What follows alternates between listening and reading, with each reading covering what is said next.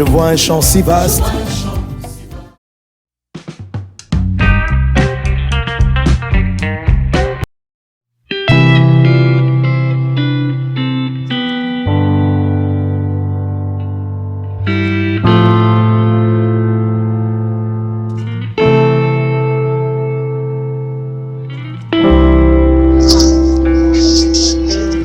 uko niko satani arwanya isengesho rya mu gitondo. Ntago arwanya mu gitondo nimba ariko wabitekerezaga, ahubwo isengesho rya mu gitondo satani arirwanya nimugoroba, arirwanya nijoro. Azakora ibishoboka byose atume uryama urakaye. None se nuryama urakaye mu gitondo uzabyuka usenge neza? Nuryama ufite ibyaha mu mutima wawe, urabyumva neza ko utazabyuka ngo usenge neza mu gitondo. Satani azakora ibishoboka byose kugira ngo urakaranye n'umugore wawe n'umugabo wawe, kugira ngo mushwane, kugira ngo utuke abana nimugoroba. Hanyuma nuryama uri mu byaha, uri mu mushinya, uzabyuka mu gitondo ntabwo uzabasha gusenga. Niyo mpamvu mugomba kwihana nimugoroba mbere ko muryama, mukaryama kare kugira ngo muze kubona igihe cyo kuzinduka. Satani ashaka kukureka ukabyuka mu gitondo ugasenga, ariko ugasenga nabi kubera ko ufite inzitizi nyinshi, ufite iyo mishinya, ufite ako gahinda, ufite kwicira hiteka. Satani azakora ibishoboka byose kugira ngo uze kubyuka unaniwe, hanyuma usenga uri mu bitotsi. Murabizi mu buzima busanzwe umuntu uryamye afite rendez-vous ya mu gitondo aryama kare kugira ngo aze kubona igihe cyo kubyuka, ariko abantu badafite rendez-vous baryama bakerewe. None se nimba ukora muri entreprise itangira saa 11 za mu gitondo, ntabwo uryama kare kugira ngo uze kubona uko ubyuka? Nimba ufite rendez-vous y'indege ugomba gufata mu gitondo, ntabwo uryama kare kugira ngo uze kubona uko ubyuka? Ndababwiza ukuri rero, isengesho ni indege iruta izindi ndege zose, kuko ntago ari ugupfa gusenga gusa, ahubwo ni ukwinjira mu busabane n'Imana. Satani ashaka kukureka ukabyuka ukajya gusenga, ariko ugasenga utigeze ugirana ubusabane n'Imana, kubera yuko urimo urasenga n'ibitotsi, urimo urasenga n'umunaniro, urarangaye mu mutwe wawe. Niyo mpamvu mbabwira nti muryame kare. Nimba uzi ko ufite gahunda yo gusenga mu gitondo, uryama kare kugira ngo ubyuke kare kandi ubyuke ufite imbaraga. Ikindi gihari ni uko Satani arwanya isengesho rya mu gitondo, akumaramo uburyohe n'inyota byo gushaka Imana. Ukajya kumva amajwi akubwira me uraza kunguka iki kubyuka iryo joro, n'igice ujya kunguka hariya wigora uva mu bitotsi byawe.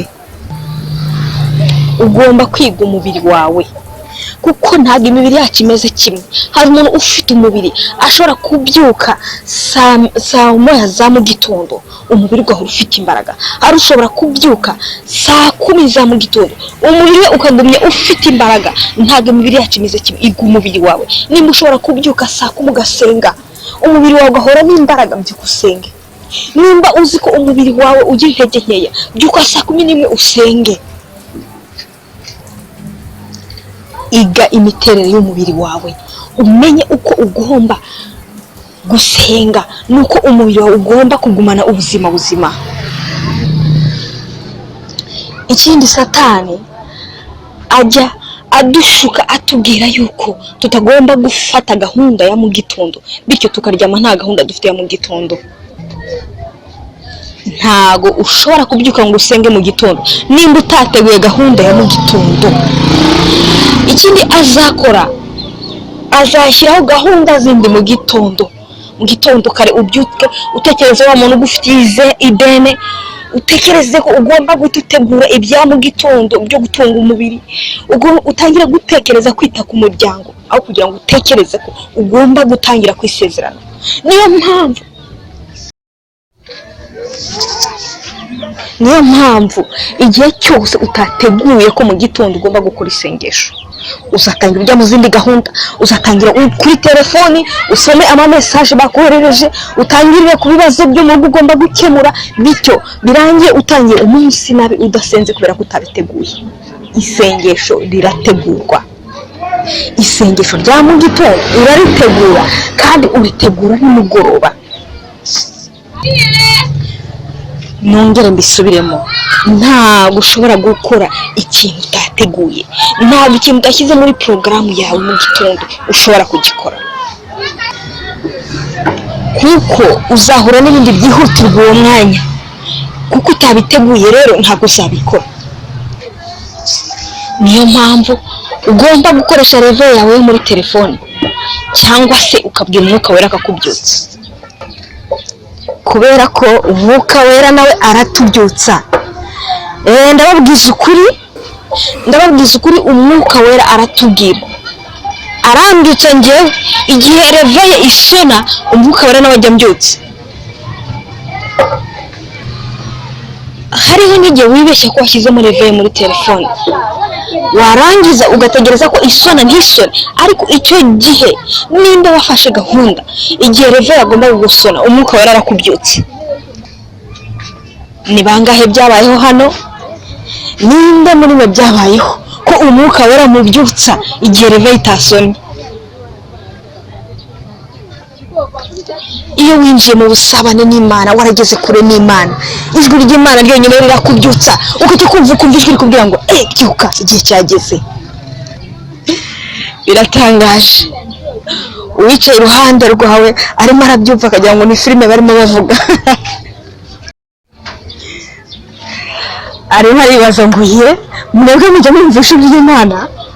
Ntabwo Imana irabavugisha bigezaho. Mbyutswa na reveye gusa.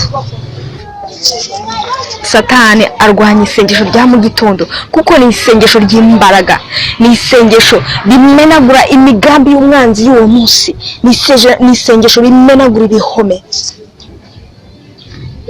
ni isengesho igihe Satani aba atari yabyuka ryo riba ryamaze guharura inzira yawe, ni isengesho ryinjira mu hazaza hawe. Umuntu usenga mu gitondo aharura umuhanda, aharura inzira ye. Isengesho rya mu gitondo rituma Imana iza kubana nawe mu buzima bwawe bw'umunsi wose, kubera ko wamaze kuyemvita, wamaze kwitumira mu buzima bwawe bw'uwo munsi. Imana nayo ikaze. Iyo dusenga turavuga ngo Data twese uri mu ijuru, ubwami bwawe nibuze. Uhamagara ubwami bw'Imana mu gitondo cya kare, nuko Imana ikirirwana nawe umunsi wose. Ndababwiza ukuri, kubera isengesho rya mu gitondo nasenze mbere yuko nza hano imbere yanyu kubwiriza, Imana byose yari yamaze kubitegura. Igihe kimwe nigeze njya ahantu perezida w'igihugu yagombaga kujya, hanyuma naje gutangara, abantu uzi ikintu bakoze, baraza intebe perezida agomba kwicaramo, baraza bakayicaramo mbere, kugira ngo nimba hari bombe bateguye ibaturikane, kugira ngo perezida itaza kumuturikana. Mbega ubuntu, mbega kugirirwa ubuntu, kugera aho umuntu yitangira perezida kugira ngo nimba hari bombe yateguwe we imuturikane imwice, ariko perezida akire. Wari ubizi uko niko Yesu wacu abigenza.